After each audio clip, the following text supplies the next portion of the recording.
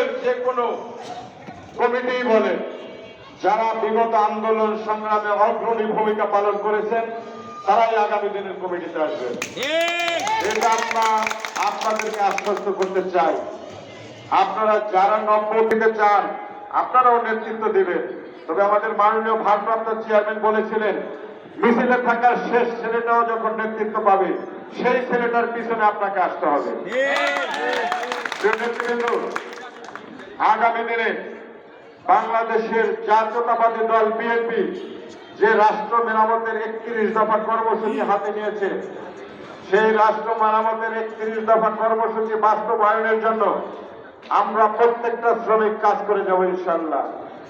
আপনাদের সকলের সহযোগিতা আমাদের দরকার। আগামী দিনে আমাদের মাননীয় ভারপ্রাপ্ত চেয়ারম্যান বলেছেন, এই 31 দফা বাস্তবায়ন হলেই যে ফ্যাসিস্ট হাসিনার পতন হয়েছে সেই ফ্যাসিজমের পূর্ণ জবাব দেওয়া হবে। আমরা কোনো প্রতিহিংসার রাজনীতি করতে চাই না, আমরা কোনো প্রতিহিংসা তৈরি করতে চাই না। আমরা সকল সহযোদ্ধাদেরকে নিয়েই বিগত দিনে আন্দোলন সংগ্রামে ছিলাম।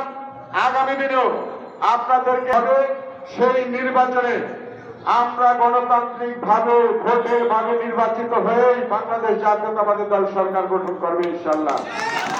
সেই সরকার গঠন করতে গেলে আপনাদের প্রত্যেকটা শ্রমিক, প্রত্যেকটা নেতৃবৃন্দর কিছু দায়িত্ব আছে।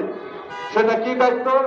আপনাদের প্রত্যেকে প্রত্যেকটা ভোটারের কাছে কাছে যেতে হবে এবং আমাদের যে 31 দফা যে বাস্তবায়নের জন্য যে কর্মসূচি আছে সেই কর্মসূচির বিষয়ে তাদেরকে জানাতে হবে।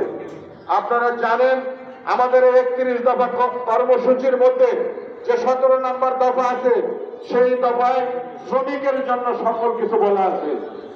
দ্রব্য মূল্যের সাথে শ্রমিকের জন্য কাজ করে, তাই কিনা? যারা শ্রমিক দলের নেতৃবৃন্দকে অবজ্ঞা করেন তারা, আমি মনে করি যে তারা জিয়াউর রহমানের আদর্শকে লালন করেন না। আমাদের শহীদ প্রেসিডেন্ট জিয়াউর রহমান শ্রমিক এবং কৃষক বাঁচলে দেশ বাঁচবে এই স্লোগান আপনারা শুনেছেন তো।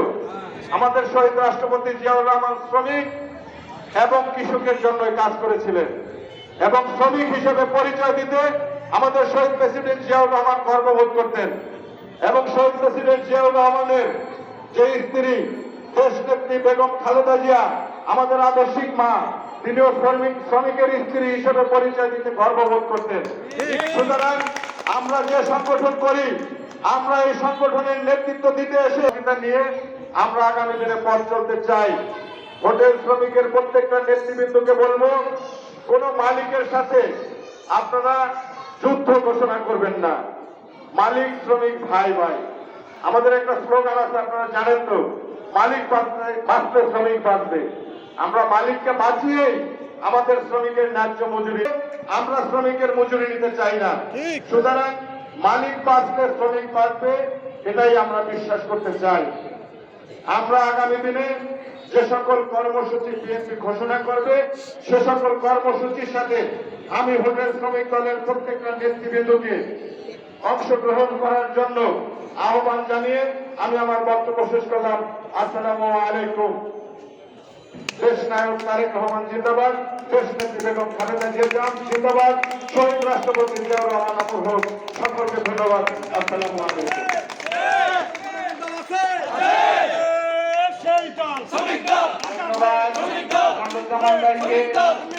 তার বক্তব্য ভিতরে এমন কোন অংশ নাই দেওয়া সম্ভব। তার বক্তব্যের ভিতরে আপনাদেরকে সঠিক মেসেজটা পর্যন্ত পাচ্ছে বলে মনে করি। তাহলে সত্যি ভাইরা আজকে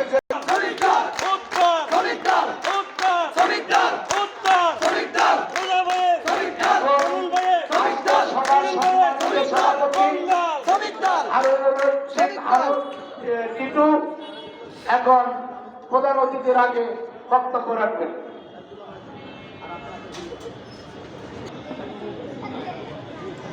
ঢাকা মহানগর জাতীয়তাবাদী হোটেল শ্রমিক দল কর্তৃক আয়োজিত আজকের এই অনুষ্ঠান উপস্থিত আছেন সবার প্রতি আমার সালাম। আসসালামু আলাইকুম। আমরা বৃহত্তর মিরপুর জোন 1 এর আওতাধীন আজকের যে অনুষ্ঠান সবার আয়োজন করেছি, আমাদের প্রধান অতিথি, বিশেষ অতিথি, আমাদের নেতা মিন্টু ভাই সবাই রেস্টুরেন্টের বিষয় নিয়ে সবাই আলাপ আলোচনা করেছেন।